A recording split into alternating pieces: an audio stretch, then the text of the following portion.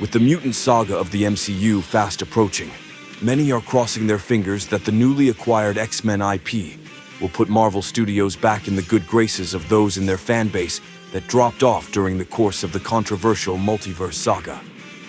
Though much of the plans for this third saga are currently hush-hush, the rumor going around is that its first big villain will be Mister Sinister making his live-action debut. Aside from this rumor, I feel that it is fair to speculate that Apocalypse will be the Thanos-level overarching antagonist of the entire thing. Working under this assumption, Mister Sinister is a fine initial villain to start with. In my opinion, though the greatest characterization of Apocalypse was in the legendary 90s animated series, the best setup for him was in the early 2000s X-Men Evolution.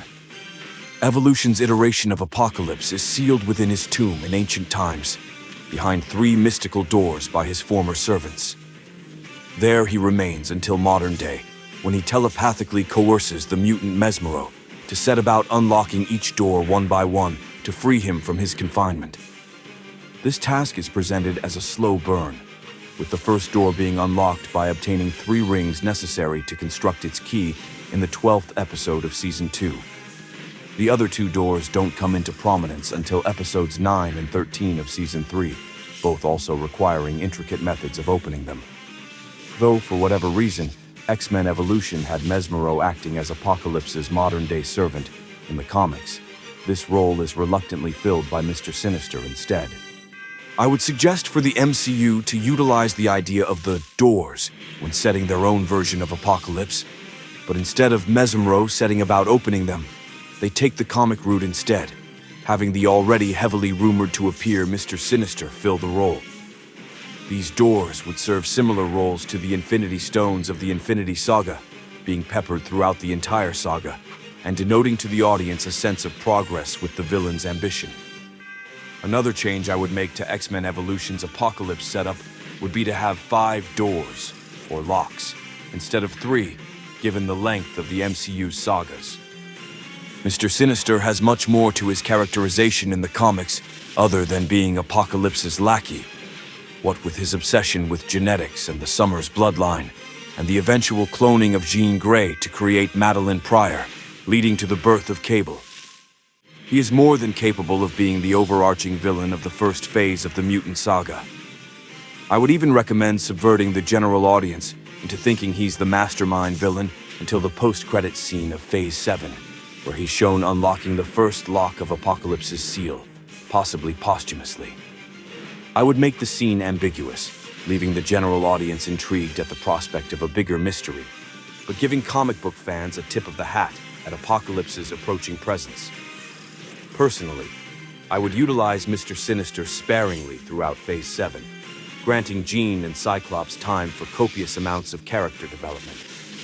But it seems Marvel Studios are intent to present him front and center right out of the gate in their first Mutant Saga movie. By the conclusion of Phase 8, I would have 2 more locks opened, though most of the phase would be devoted to setting up an Inhumans vs. Mutants conclusion to the middle chapter of their Mutant Saga. I would spend time during this phase delving into the Eternals' creation of the Inhumans and the Deviants' role in the creation of the mutant gene, showcasing the mutants and Inhumans as being opposites to one another.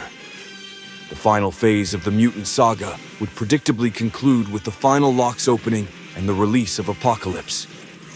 Just like Avengers Infinity War ended with Thanos' shocking victory, I would end the first crossover finale movie with Apocalypse's overwhelming victory after a furious clash with the heroes.